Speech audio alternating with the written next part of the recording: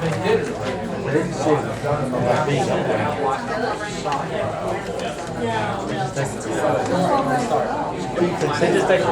you really?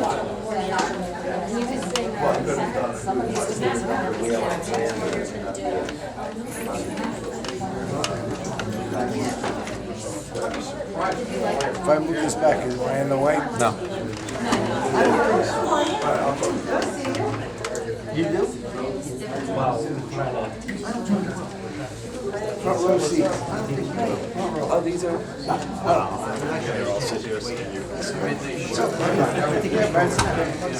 They would see me in front of me. Oh, nice. Nice. You like it? It's a sick color, right? Adequate notice of this meeting was provided to the Westfield Leader, advertised on January 9, 2014.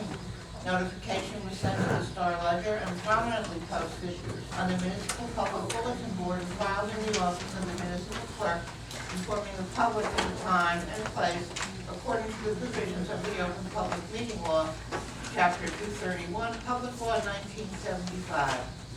At this point in time, I'd like to request that everybody silence their cell phones and other digital communication devices. If you must take a call, please do so out in the hall. It would be greatly appreciated. We're going to deviate a little bit from our regular order of business tonight, because I have some presentations to make. And I'm going to come up front there. And as I call your name, you would mind stepping forward and we'll get right down to business here. Okay?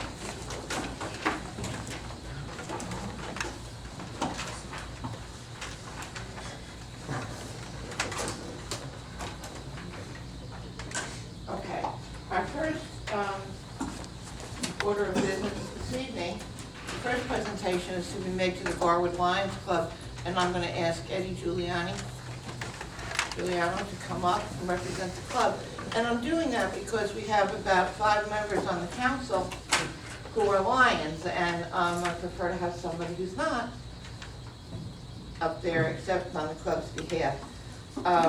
This is a wonderful presentation for me to make. I was president of the Lions Club when we celebrated our 75th anniversary, and now here we are in year 85, active in the community. So whereas the Lions Club of Garwood is celebrating its 85th anniversary in the year 2014, and whereas Lions are everywhere, they are men and women active in more than 200 countries and geographic areas. Their motto is, "We serve." Whereas the Garwood Lions Club was founded in 1929 and best known for fighting blindness, but they also feed the hungry, aid seniors and the disabled, and care for the environment. Lions are a global service network of volunteers that make a difference in their local communities.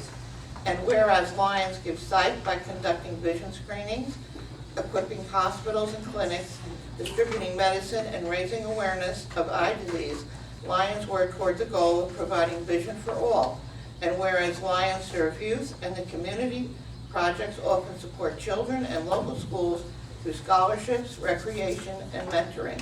And now therefore be it resolved by the Mayor of Garwood does hereby express best wishes to the Garwood Lions Club on their 85th anniversary, and being it further resolved that the Mayor be and is hereby authorized to affix her signature to this acknowledgement, which shall be presented to the Garwood Lions Club, May 2014.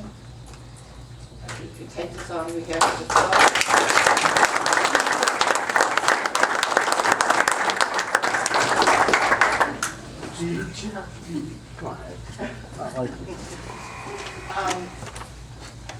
We have some certificates of appreciation tonight that are being presented to some of our volunteers, and it's specifically with regard to thank yous for Memorial Day event. And I'm going to ask Michael O.D., representing the Knights of Columbus, to come on up.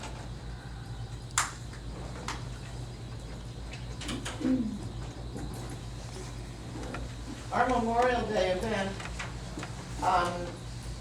takes a lot of people and a lot of time. And on behalf of myself and the rest of the Borough Council, I would like to thank Mike O'Donnell and the members of the Knights of Columbus. Michael is the Grand Knight, and is hereby presented with the Mayor's Award of Appreciation for the donation of the hall, the refreshments, and cooking for the Garwood's annual Memorial Day celebration. Thank you, Michael, and a sincere thank you to the members of the Knights of Columbus.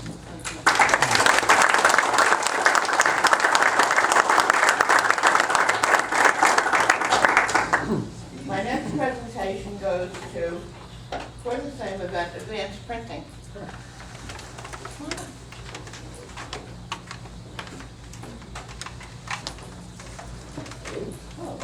Advanced Printing is a very valued organization, company here in the Borough of Garwood, owned and operated by hometown folks.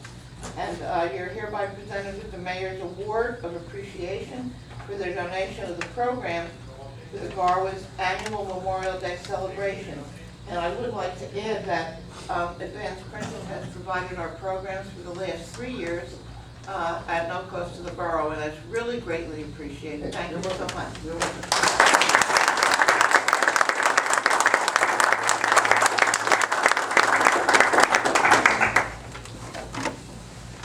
Brandon Clark. Hi, Brandon. Brandon is presented with the Mayor's Award in appreciation of his submission of his essay on the meaning of Memorial Day for our Garwood annual Memorial Day celebration. Thank you very much, Brandon.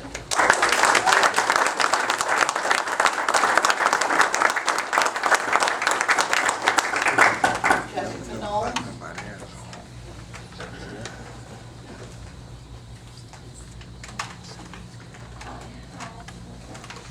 Jessica is presented with the Mayor's Award of Appreciation for playing tax and her participation in Garwood's annual Memorial Day celebration. Thank you, Jessica.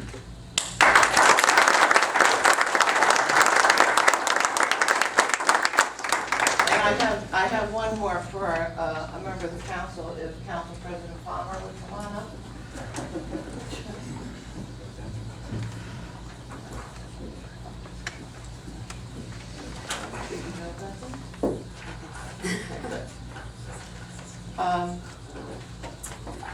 The Memorial Day celebration is one that's near and dear to my heart. I had been president of the committee for 5 years, and it was always one of the things that went along with being in that position back in the day, as my kids would say, is that we had to find a speaker, and Ann very graciously stepped in, and I'm going to read this.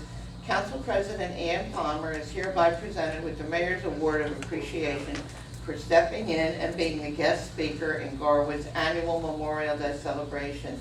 Thank you, Council President Palmer.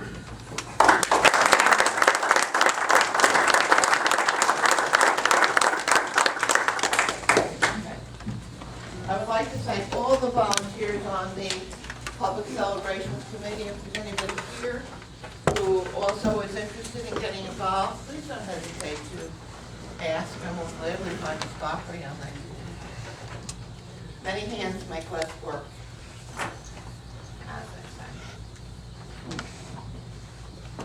Now we'll move on with the regular order of business with our meeting this evening. First up is Mr. Borriello. How are you? I'm fine, Mayor. How are you? Good, good. What do you have for us? Not a lot. I have nothing to report on the 2013 DOT projects. We're still waiting for contracts to come back before we can have a pre-construction meeting to start on that project. However, there was a memo sent out to the Mayor and Council back in May for the 2014 DOT projects, for which we have received a $225,000 grant. The request was for $265,000, so we covered about 80% of the money, which is pretty good, really. But we do have to decide on or pass a bonding resolution or bonding ordinance to fund this project, which will be, of course, we will receive the $225,000 back, yes, whatever we want. So, of course, that's an estimate, bids could be lower than that, it could be higher than that, but that's the estimate. So we do need an action council. We brought it up at the last meeting, but we suggest we carry it this week. And we will have to discuss on any questions that I can answer.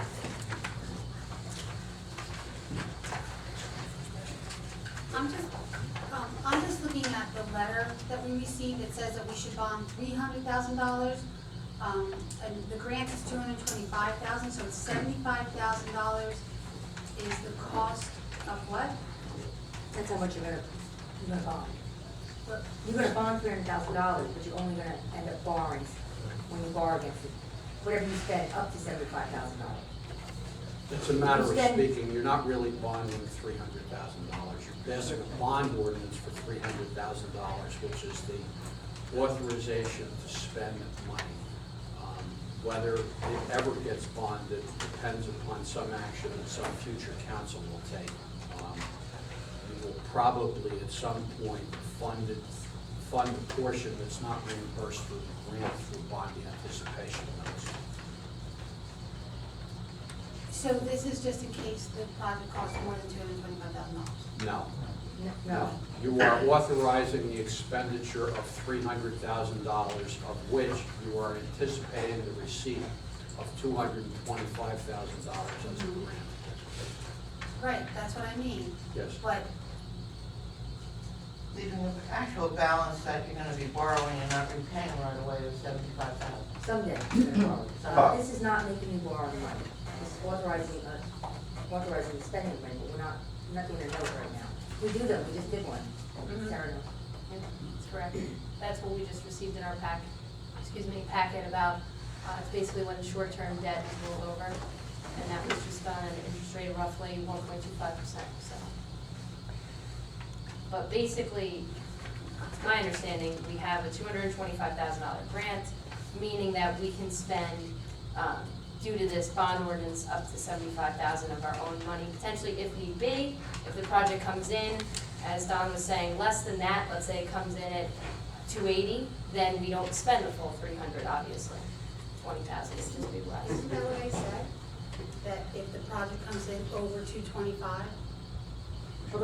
We go out for bid, the engineer's estimate is $265. So the difference between $265 and $300 is a soft cost, bonding, advertising. Okay. And if the project comes in, the bid comes in, let's say $225, then you're gonna be, that would be phenomenal, but not probable. I mean, Okay, I think we're saying the same thing, we're just saying it differently. I think so. Okay. Right now, you just have to authorize, you have to direct, if you choose, or authorize me to prepare a bond ordinance for $300,000 for this road project. And then the bond ordinance is prepared, adopted, and we actually won't go out for bid for about 8 months. It's probably the early spring usually is what we did. well, I have to say I'm in favor of going forward as is. I would hate to see one of these projects dropped out.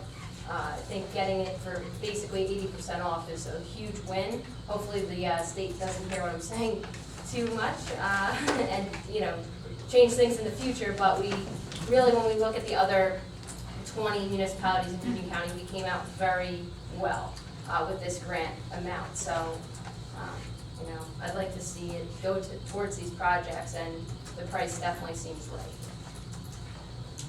I would support that. You want the direction now? Yeah, that was great. Anyone have any objection to that direction? No? No, I support it.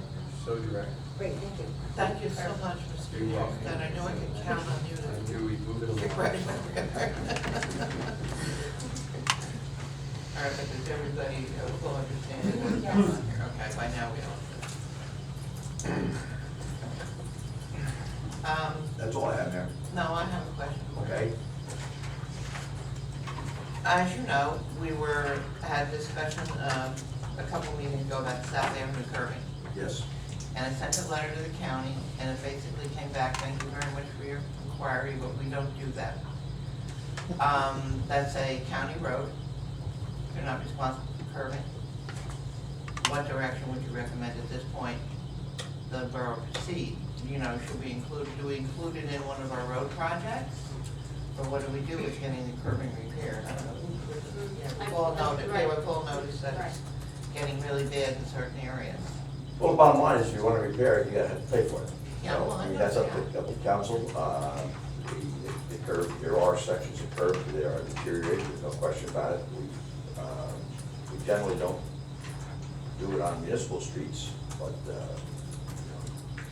South Haven, North Haven are kind of like the entranceways into the borough, so, you'd like it to look nice, but, it's totally up to council whether they want to pursue doing that kind of work or not.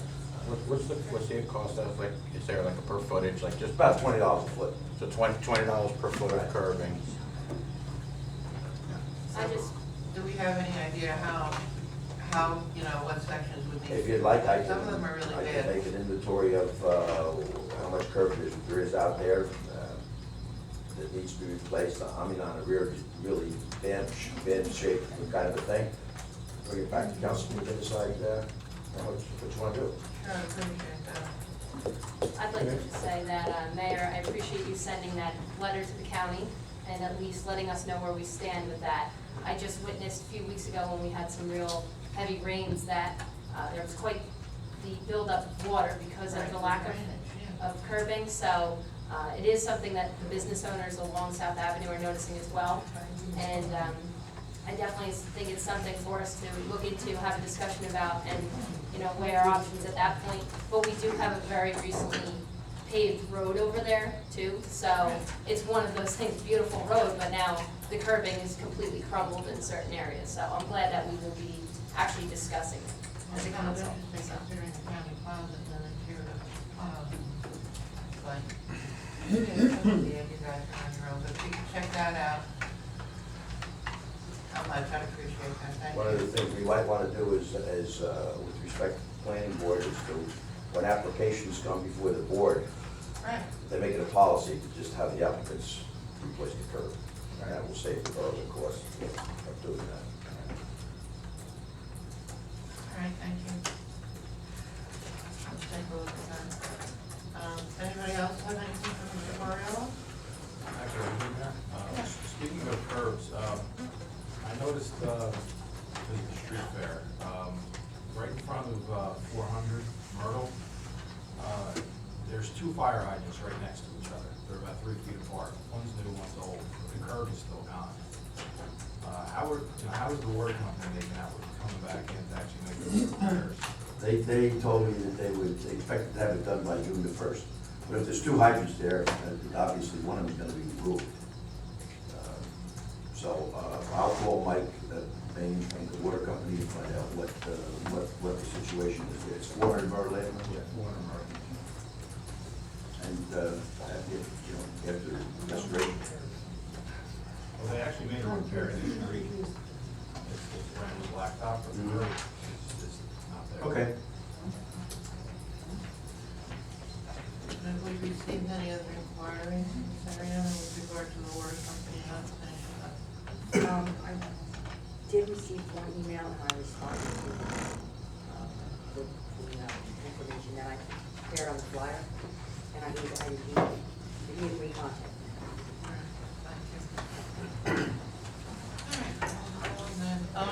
Next up, Mr.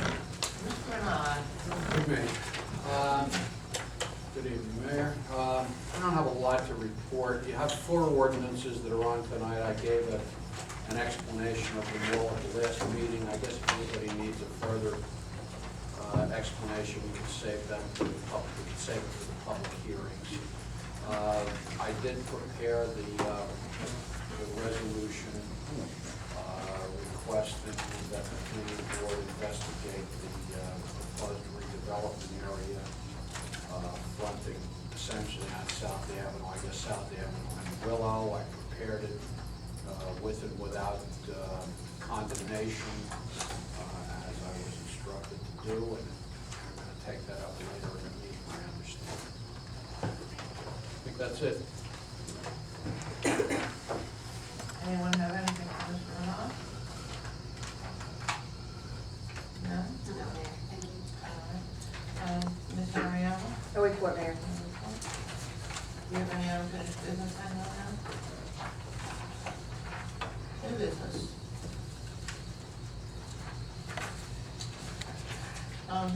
Let's move on to the council members. Any matters for discussion, Council President Palmer? Thank you, Mayor. I would like to start off by giving kudos to Carol Carney and the Greater Area Westfield Chamber of Commerce and the entire team who pulled off Garwood Rocks on Sunday. Not only did Mother Nature provide us with a beautiful day, but the event was one of a kind for Garwood. Everyone involved deserves a personal thank you, and I would like to mention just a few. The Garwood Police Department was fully present. Everywhere you turned, there was always an officer walking around, riding a golf cart, or even spotted on a bike. You couldn't miss them in the traffic reflective wear, which was a great choice for them to wear that day. Even our chief of police was in uniform. The Garwood Fire Department and First Aid Squad was also well represented. And of course, the guys from DPW, as usual, never failed to represent. The garbage was removed from the street, and the sweeper was out about 2 to 3 hours after the event was over. The County Sheriff's Department, as well as other county groups, also offered assistance. And I'm sure I have not mentioned everyone that was instrumental in making sure that the day ran smoothly. Again, I'd just like to thank everyone involved, and everyone deserves a pat on the back for pulling this off with minimal complaints, and kudos to all. Also, Mayor, I have something else. Laws and license, we haven't officially met, but I received the information that we needed to move forward on the streets signs ordinance, and I will be forwarding that information to Mr. Renaud. I'd like to thank Bill, Councilman Mearstad for getting that information to me. And also, Parks and Rec Committee met last night, and we have made great progress on revising Chapter 126. We have to a few minor issues to work out before we can also forward that to Mr. Renaud for final review. Hopefully, we'll have an ordinance on the agenda soon. I'm sorry? Which one is the second one? Chapter 126, 126? Parks, Facilities, Playgrounds, and Recreation. Okay. And Mayor, 2 meetings ago, I mentioned the need for council to look into a way of resolving Garwood's parking problem, and it was suggested that a committee be created of members of council, planning board members, planner or an engineer, and possibly some residents. And I was wondering if you've had a chance to create that committee yet? At this point, no, but we will have it together in the next meeting. I still have some questions on some individuals I need to talk to, so I'm not ready to move forward with that just quite yet. We have to get the ordinance. Okay. Okay. I believe that's all I have. Thank you, ma'am.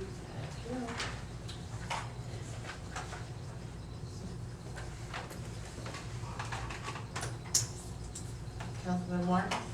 Nothing right now, Mayor. Councilman Matthews? Nothing, Mayor, thank you. Councilman Mearstad? Thank you, Mayor. 3 things. Last year, I discussed with Borough Engineer Don Borrell the possibility of holding a meeting with property owners who live in flood zones in the borough. And I was unable to pull it off last year, but Don and I are hopeful to be able to do it this year in the fall. We're looking right now at September 16th. It's tentative. Details will follow. For those who aren't aware, if you live in a flood zone, your rates have increased sometimes 5-fold.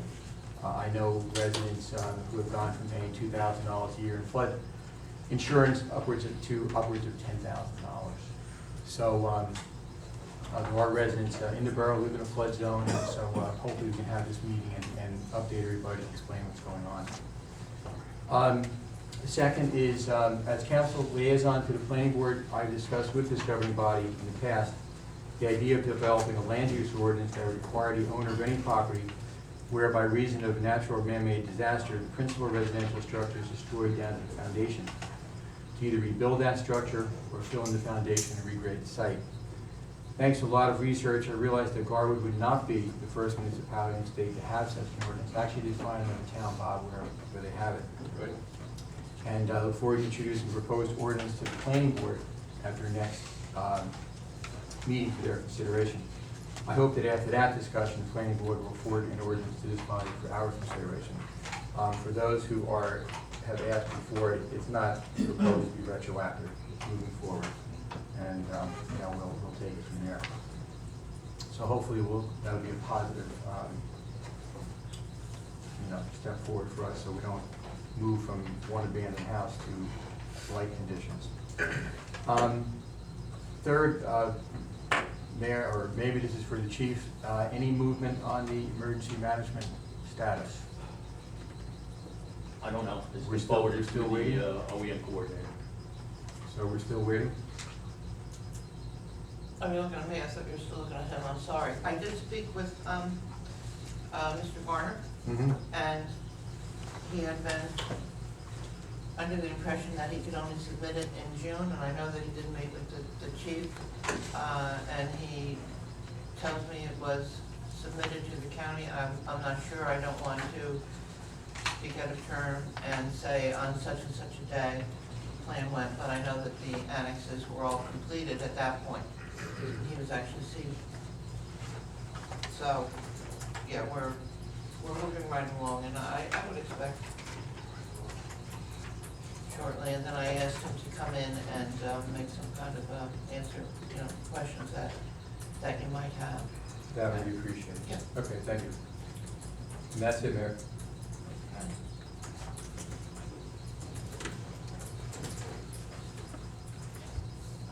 And you did attend a meeting for us recently, and I don't know if you brought it with him at that time or not. I need to follow up. I didn't know whether he was fine tuning something in there or not, but Pardon? I didn't know whether he was fine tuning anything in there before forwarding. That's what I mean, after there was a meeting of all the OEMs from the various municipalities about 2 weeks, not even 2 weeks ago. Mhm. And Mr. Varner did represent us with the county, so I don't know if he's still in the process of reviewing it or exactly where it's at. So we'll go forward from there, and I'll get back with him again. All right, Councilman Petrozelli. Yes, Mayor. Actually, I do have a report, for buildings and grounds, but I just wanted to update everybody about buildings and grounds looking into the spraying of the brook. Every time I dig into a little bit more information just to find out more about it, we come up with other questions. And I think that the real thing, or the real issue right now is to find out where exactly when they spray, what do they spray? I mean, we know exactly when they do spray, it's to kill the vegetation, to find the rats, to put down the powder, and, go forth from there. But what we really want to know is where they spray. Is it in the gabions or is it on top? So that's something that we're going to be looking into next before we actually have a report. But I did get a lot of information from the health office to find out about a number of rat complaints that, some of the things that I'll share with you is that 1 year when we did spray, it was a high number. The year when we didn't spray, it was a low number. So, and I wanted to see if it had anything to do with any connection to the mosquitoes, and unfortunately it doesn't. So, we're just trying to be real thorough with it because if it is spraying the brook and if it goes into the drinking water, we want to make sure that it's, something that's going to be safe. So, just one more step, and then we'll have something to actually report on that. Councilman Ding, I emailed you today, says on there what they spray, first paragraph, Okay. the chemicals they use. Right, well, that I have, but I want to get with the company itself and see where they do it. That I'm not sure. You want to talk about the hearing on all that? That's actually in the report. Okay, so we'll do it during the meeting, all right. Thank you, Councilwoman Tedisco. Thank you, Mayor. It's one of those rare nights where I say no report.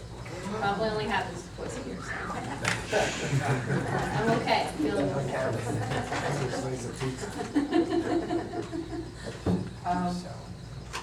I just wanted to make a couple comments as well. This might be a good time to do it with regard to street fair on Sunday.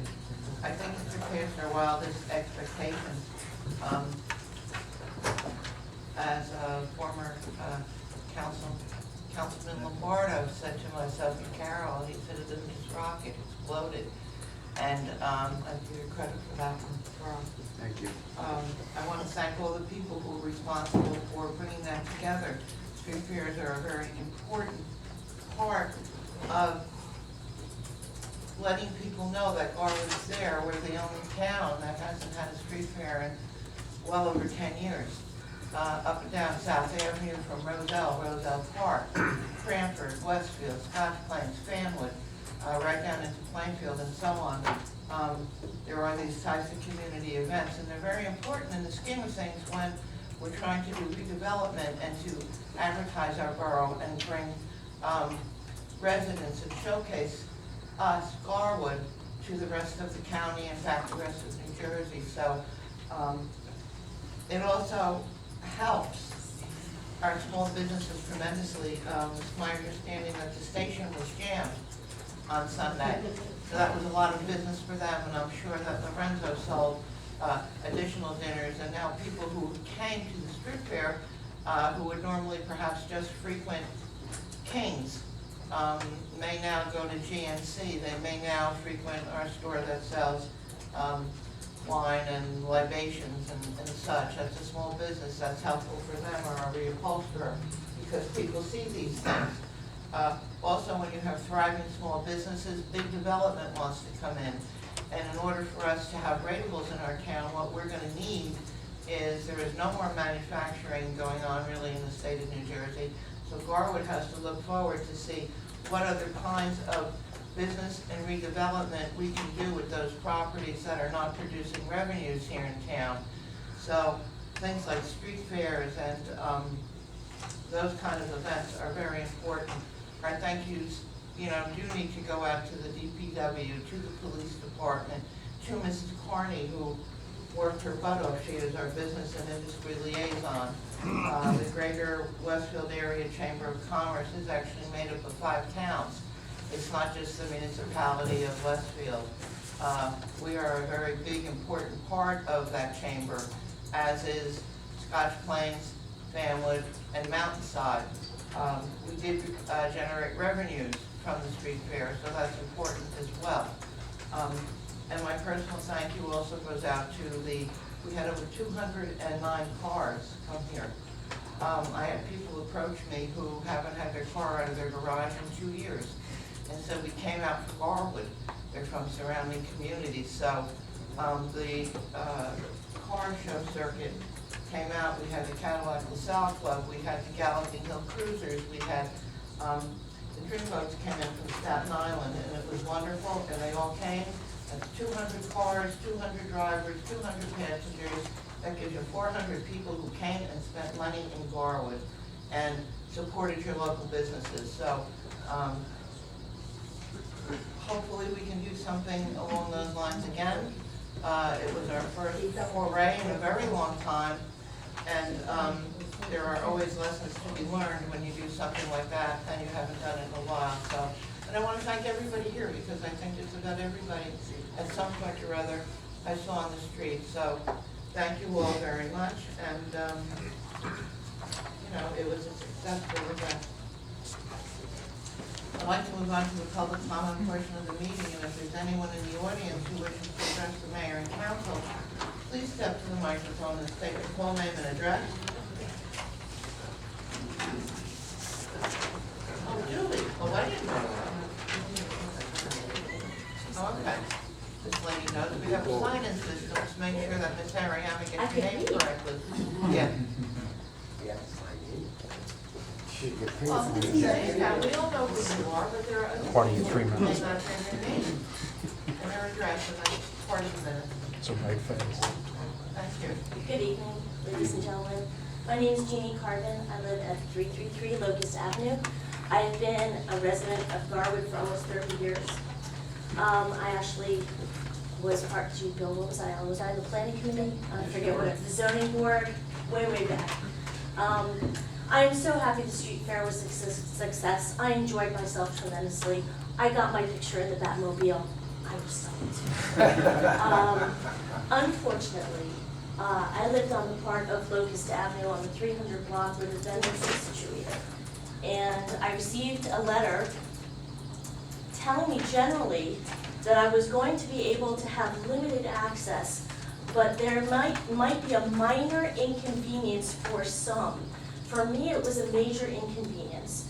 because I could not get in and out of my driveway. About 5.5 years ago, my brother was unfortunately in a car accident, and he passed away. And he donated his organs through the New Jersey Sharing Network. And he's been part of the walk for, my whole family and extended family have been part of the walk for the last 5 years. I could not go. And it was very, very upsetting for me to not be there to represent my twin brother.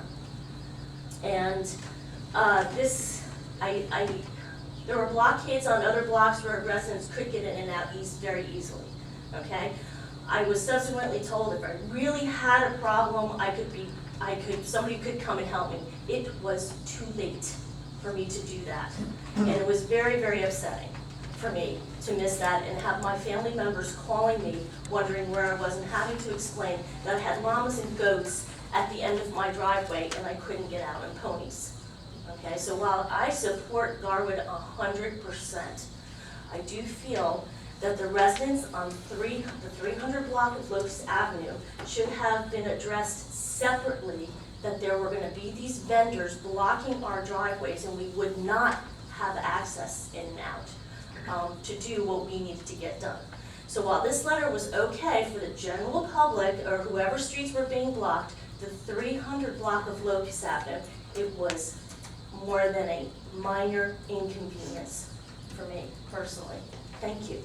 Thank you for your comment.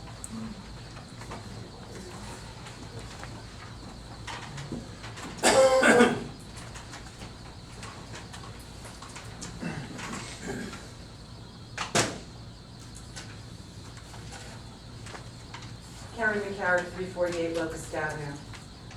I have been in recent communication with most of the mayor and council on Sunday and through an email letter last night. And I would like to thank those of you who responded so nicely to my concerns. I too live on the 300 block of Locust Avenue. And for the 300 block of Locust Avenue, it was not a minor inconvenience. I don't want the mayor and council to think that I don't support the street fair, because I certainly do. And I've attended them in other communities. And I have never attended a street fair where the street fair impinged on the rights of the local residents.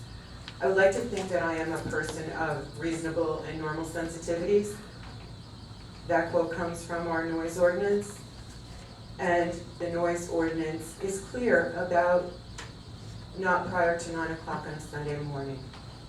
They began around 6:30.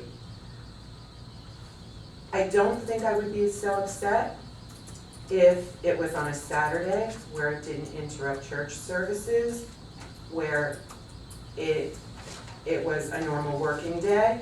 This was a commercial venue. I fully appreciate the need to support our vendors. I shop locally, but the vendors were not all local people, and I get that they brought in other people, but I had a bouncy house less than 25 feet from my front door. If any of you attended and saw the llamas on Jeannie's lawn or the bouncy house on my front lawn with a generator operating for more than 12 hours, the noise, the pollution, it was not a Honda quiet generator. I would like to request very respectfully that it seems like this is going to become an annual event and you really do take better care in notifying the citizens. I'd like to know who made the decision to put the bouncy house on my front lawn. Who ultimately decided that? Let me take some responsibility here. I was on the planning committee, and there were, as you've heard in meeting thus far, there were many people involved in planning this. All of them, I feel did an outstanding job. There were some issues in planning early on, and I'll take responsibility here, where we had it was the first time you've done this. Okay. And we made some mistakes. Okay. I apologize for those mistakes. Thank I know, I think we spoke. Oh, we did at 9 o'clock on Sunday morning, Sure. along with And Mr. Nierstead and Mrs. Palmer and the mayor Yeah. and Sarah and Lou. Yeah, we Yeah, spoke. And I do, and all I can say is I'm very sorry for the, actually more than the inconvenience, I might almost call it a hardship, whatever you like to call it. It's a one-day event, I got that, you Sure. know, I'm not, Yeah. like I said, I'd like to think that I'm of normal sensitivity. Oh, no, absolutely, and I appreciate your concerns, I do, and I'm offering an apology on behalf Will, of the entire will you family. promise me that this will not happen to any residential area again? I can promise you I'm that we talking will, to him. I can promise you that we will try our best to place any noise-making equipment in an area that will not disturb residents. Thank you. And I also promise you that who's ever in charge of contacting residents, usually it's the police, Mhm. but I promise you that a member of the planning committee will be involved in that, and we will minimize any noise disruptions or anything like that, and you can take that to the bank. Because I truly believe that if you had set up, 16 old cars on my street with 16 old men polishing them, I don't think I would have been nearly as upset. Yeah, nor would I, and I do apologize on behalf of the Thank you. planning. Now, I'm saying the planning committee because it's early on, in the course of planning this, since it was our first time, we really did overlook some things. And I don't think that Ms. Carney would disagree with me in that. We're glad that we had a good event, we're glad that we had, people who enjoyed themselves and came to Garwood and tried to help us put it on the map, but we realized that there were certain things Thank you. that we were not taking care of properly. I have a second question. What is the difference between a street fair and a carnival?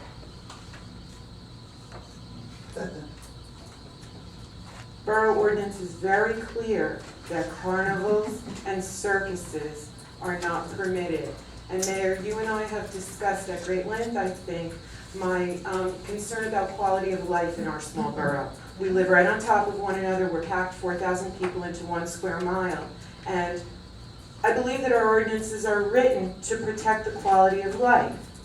And it's clear, and I'll tell you the number.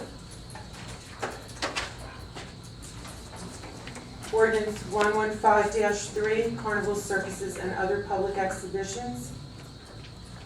It shall be unlawful for any person, to conduct, manage, or promote public exhibitions commonly called carnivals or circuses, or other similar exhibitions or performances in the Borough of Garwood, whether or not admission fees are charged to witness the same.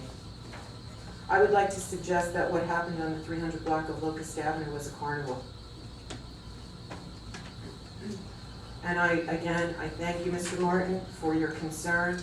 Again, I request most respectfully that no residents ever be denied access to their own property, come home to have strangers sitting on their front lawn, on their stairs, and the noise was unbearable. And I know it's only one day. Thank you. I do want to let you know that the chamber and the individuals who were working on it with the chamber have had a debriefing meeting, I believe, and have discussed the shortcomings that occurred and are looking forward, if they do this again in the future, there will be other accommodations made where some of these various situations had come up. Saturdays or afternoon on Sunday, perhaps. So we'll see what, and we'll have to discuss it, consider what kind of setup. I understand.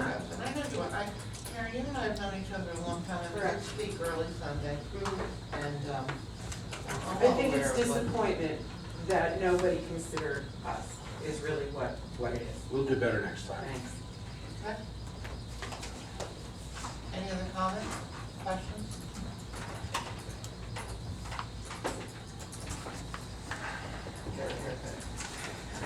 I just want to say something.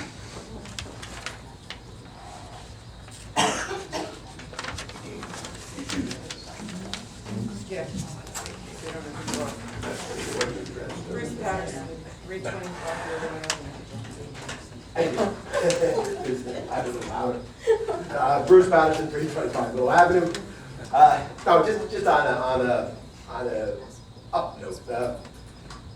You're talking about the streets and you're talking about the estimates.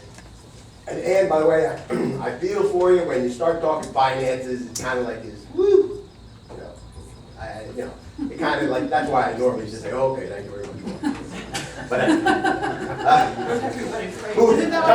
jump forward. No, the estimate of the streets, I've been coming to the council meeting so many years, and Don has, he gives out estimates, and then the contracts are awarded, and actually the estimates are very close. I just would like to know if the borough engineer actually has some kind of like statistical study of how close he really is when he comes to estimates. I know it's within 5% of them. Well, it's less than that usually. Usually we bring well, the contracts usually come in within 1 or 2% of whatever this is. I'm usually under the estimate. My estimate is usually higher than the cost. At least in preparing the grants, my estimates are usually high. And change orders? Change orders, well, we have to have a change order for every item that is any different than the original. It's a little different than change orders on other projects. Where it's a unit project, a unit price project, so if you put 1 ton more pavement down than you had in the spec, or 1 ton less, it's part of the final change order, so. The unit price? No, but it's based on unit price, everything is a unit price. Right, but it's a good positive sign that, the estimates and the contracts awards come in very close. If anybody was concerned about the 300,000 versus 280. Thank you, Don. Very check. I gotta sign in. Yeah, good morning. I'm so glad he's gonna fix South Avenue, inland at 536 Myrtle Avenue. I'm so glad he's gonna fix South Avenue right away, after I was told 2 meetings ago, 5 years until I fix my curb. I only do what I'm told. Yeah, all right, telling me 5 years and mine's deteriorated, falling apart, and I pull up the stones every day, and now they're 5 years. But they're going South Avenue right away. Yeah, for some reason I knew that was coming. Yeah, 5 years to do my curb. And the county don't have any money.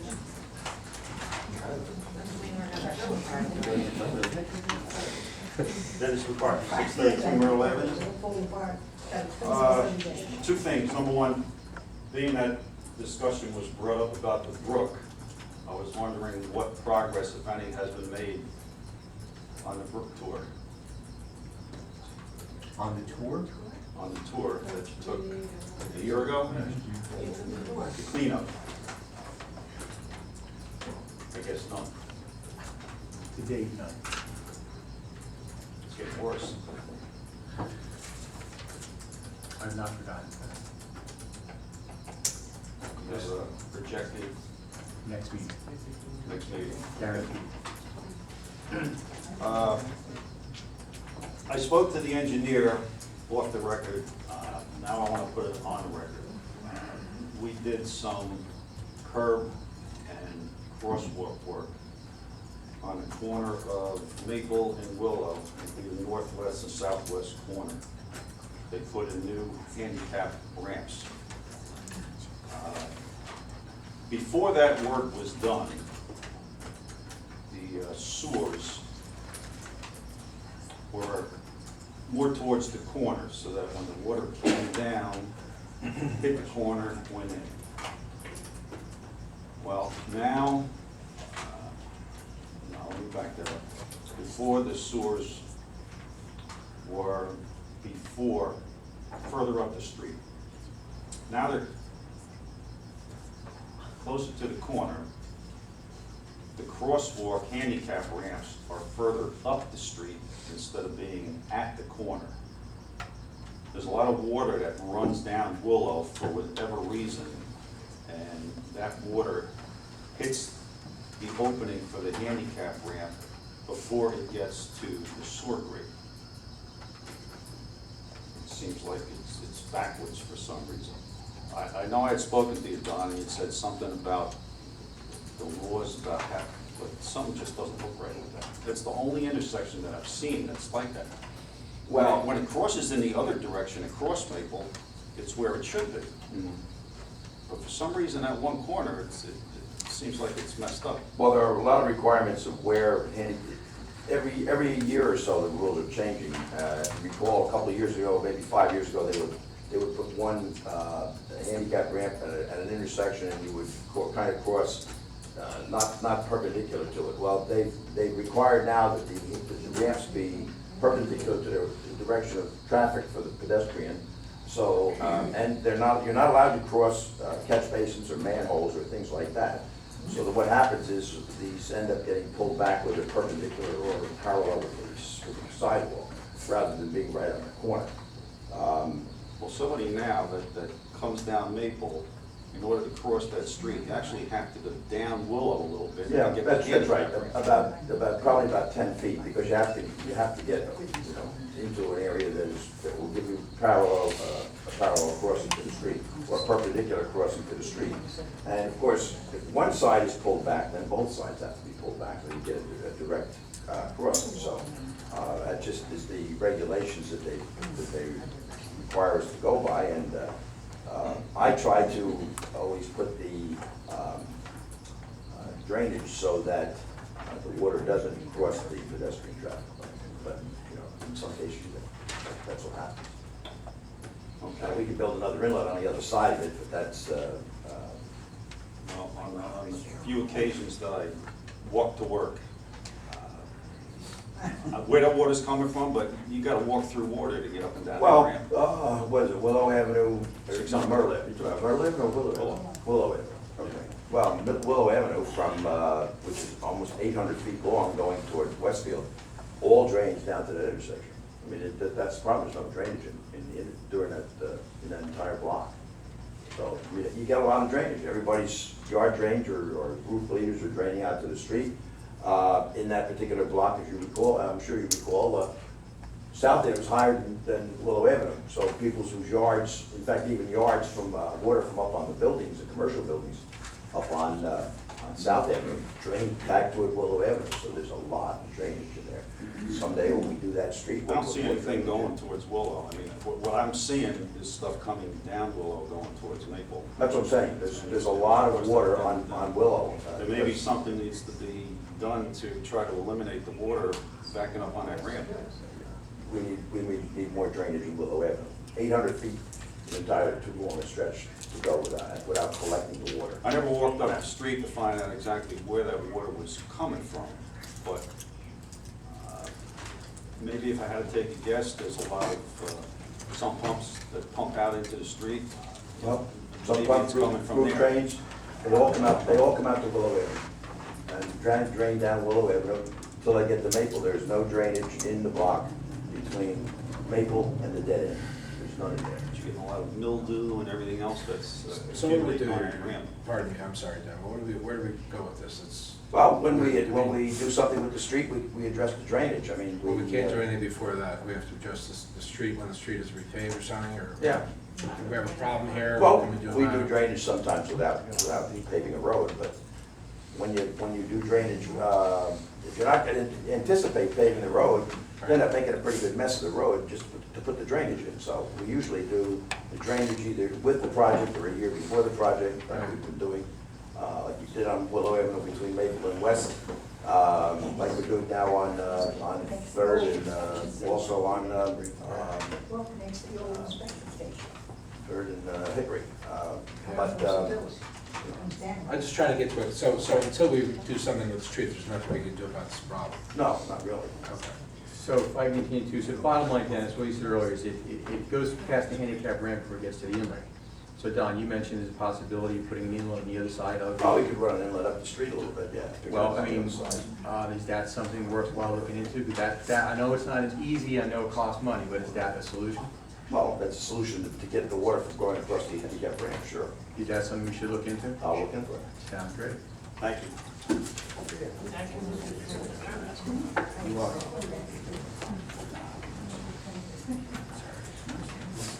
Anyone else? There being no one else looking to make any comments, may I have a motion to adjourn the workshop session? So moved. Second? Second. Okay, we'll adjourn for 10 minutes. Back in 5 minutes.